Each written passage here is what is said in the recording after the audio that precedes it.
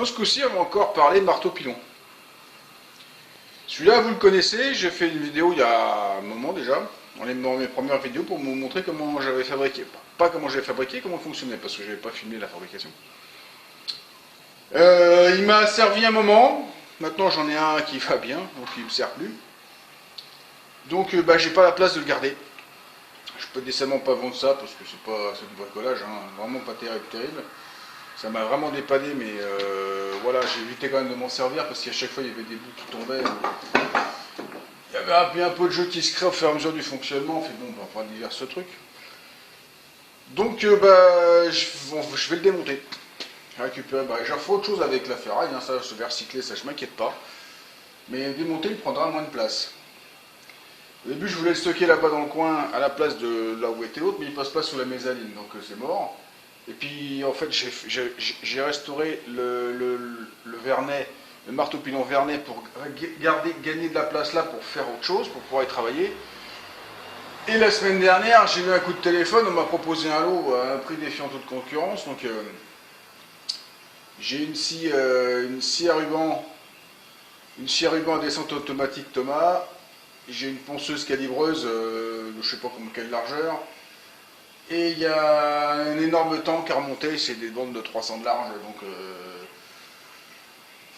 voilà, pour le prix d'une perceuse sans fil.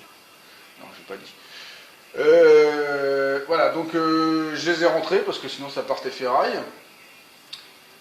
Donc bon j'en ferai quelque chose, mais la place que j'avais dédiée, je voulais récupérer là, je ne l'ai plus, je l'ai à nouveau plus. Donc dans un premier temps, je vais démonter ce pépère là. Bon c'est une tranche de ma vie qui se tourne et puis voilà, c'est tout. Hein. Bon, disons que comme j'ai l'autre, j'ai aucun regret. Puis je vais le recycler, j'en ferai autre. Allez, ce coup-ci, on démonte.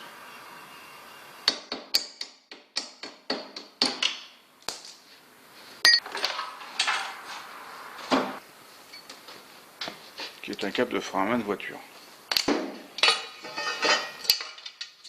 Pédale de commande qui, de souvenir,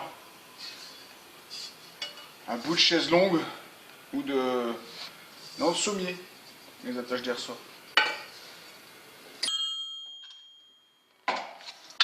Le moteur, un des seuls trucs que j'ai dû acheter.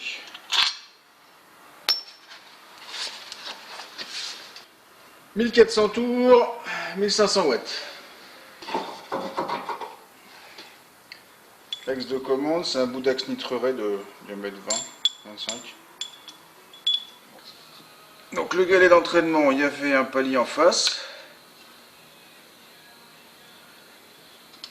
Et il tient sur l'arbre avec 2 BTR de 4. Donc voilà, le galet est sorti. Ça c'est un galet que j'avais fabriqué. Ouais. C'était un bout de tube que j'avais ressoudé sur un truc tout fait, comme ça j'avais déjà le clavetage. Donc là on voit bien le pneu qui me servait d'embrayage. Hein. C'est une galette de voyageur. À l'époque j'avais démonté un voyageur, donc j'avais plein de pièces de voyageur. C'est une galette de voyageur Chrysler. Et on voit bien que là on est arrivé à la corde. Donc ça c'est poubelle. Donc pour la bielle, rotule uniball de 20. Et tout ça avec de la belle vis inox que j'ai été sponsorisé par mon ancien patron. Mais il ne le savait pas.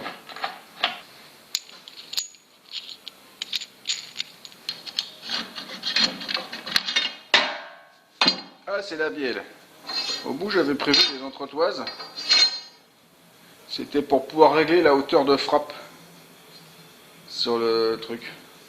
J'en enlevais et comme ça me permettait de pouvoir taper, gagner de la course et puis avoir le marteau, la masse qui tombait moins loin. Je m'en suis jamais servi. Si, peut-être une fois j'ai dû enlever celle-là. Et pour la rotule uniball, j'avais mis une rotule avec un pas inversé, un pas à gauche. Ça me permettait de régler un côté de l'autre.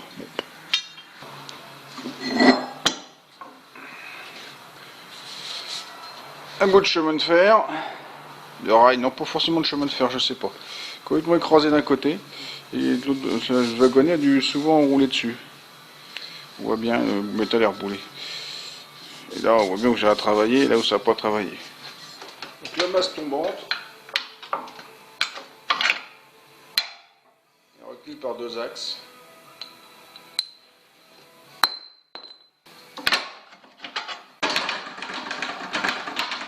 Je pensais que j'avais pas réfléchi, ça aurait pu arriver, hein. Mais non, j'ai fait ça démontable.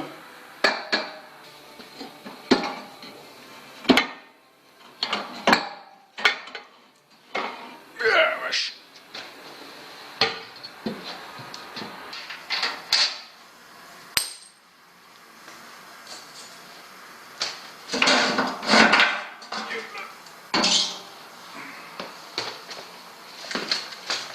Donc pour le pivot en haut, j'avais 2 petits paliers en fonte, des PA 204.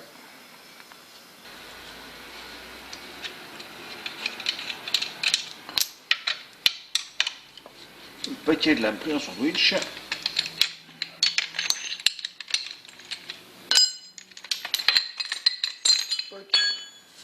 J'avais un arbre avec un plat, une pièce que j'avais faite.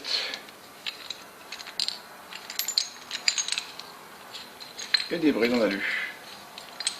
Et paquet de lames qui tiennent entre eux avec des brides simples. On va en faire des couteaux avec tout ça. De ce côté-là, c'est la jumelle d'amortisseur complète. Ça, c'est la fixation sur la bagnole de la lame d'amortisseur. Et ça, c'est des paliers classiques 3 points.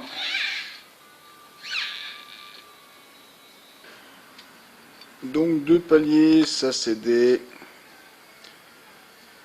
LDI 204.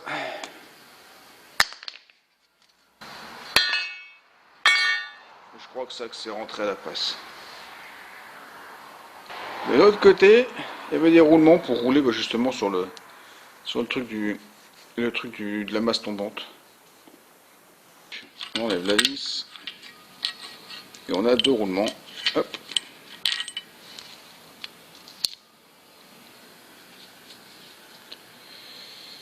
C'est des quoi? C'est des merdes, ça c'est sûr. 6201. J'avais fait des petites entretoises pour récupérer le diamètre du truc.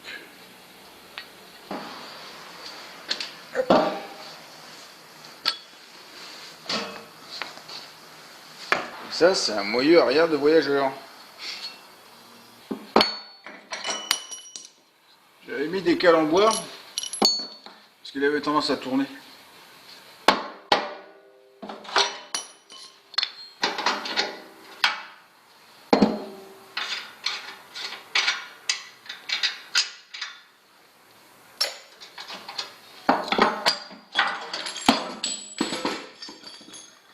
Au revoir, moyeu.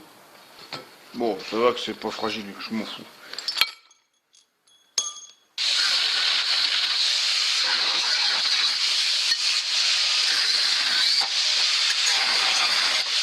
C'est là qu'on voit bien que la chabotte peut-être n'est plus terrible parce que tout a pété en fait. Toutes les soudures ont pété. Ça a pété, ça a cassé ras de là-dessus de la soudure. L'autre derrière c'est pareil, et là-bas.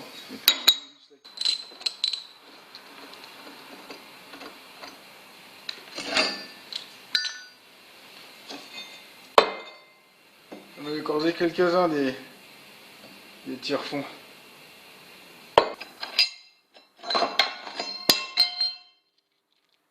Ouais, vas-y, tombe.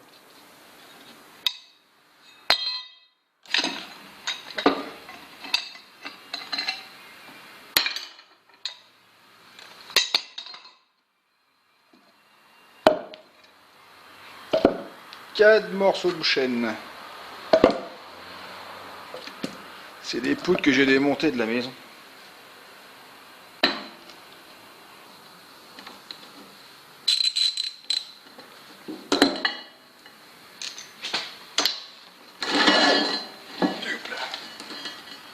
Ceci est un volant d'inertie de vélo d'appartement. Et là on en arrive au lest. comme c'est fait avec des machines de musculation, tout ça, bah ça c'est des poids.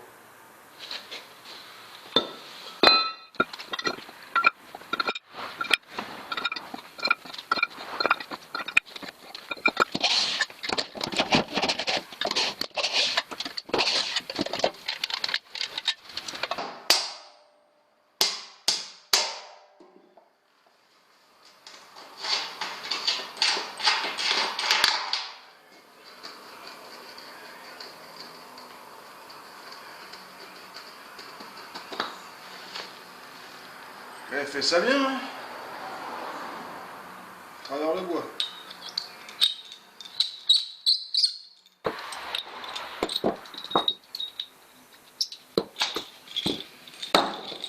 Limite, les fixations que j'ai fait sur l'autre, c'est petit joueur. Hein.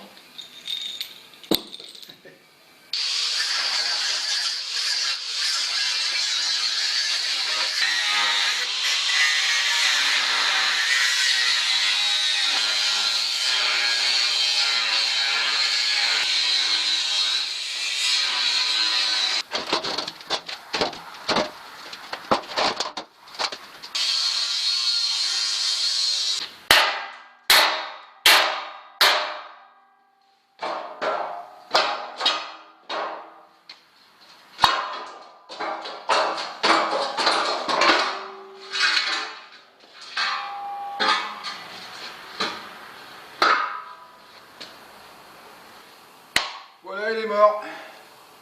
Je l'ai achevé. Bon, maintenant, je suppose que je vais ranger tout ça.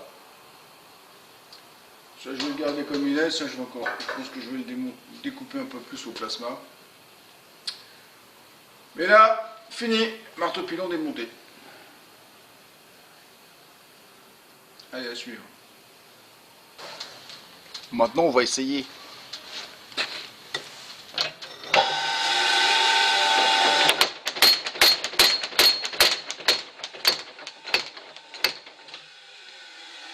Ah, bah, c'est pas malin ça.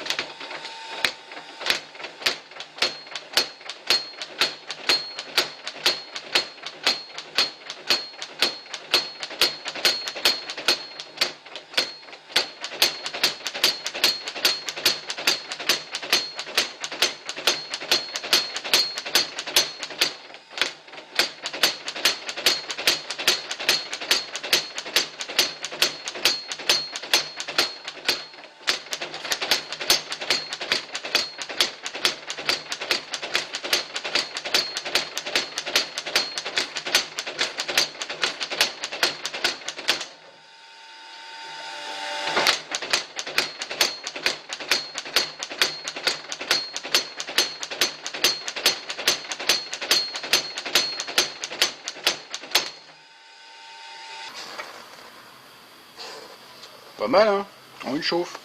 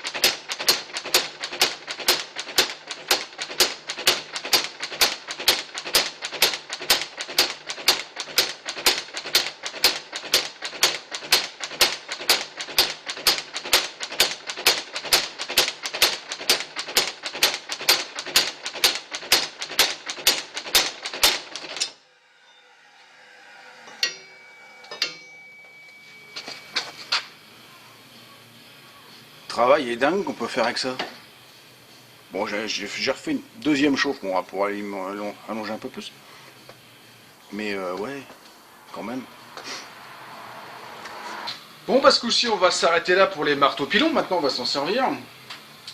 Celui-là, encore un petit réglage à faire. Des fois, il sautille. Je sais pas si vous avez vu dans les vidéos.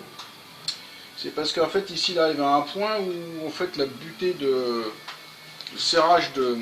Je sais pas comment ça se fait. Ça a certainement été mal fait parce que ça a été ressoudé.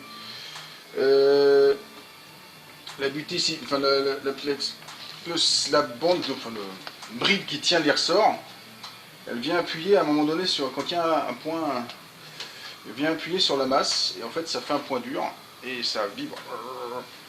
Donc il faut que je le déboîte et que je le recoupe. Il y a 2 mm enlevé, il faut que je le meule, c'est tout.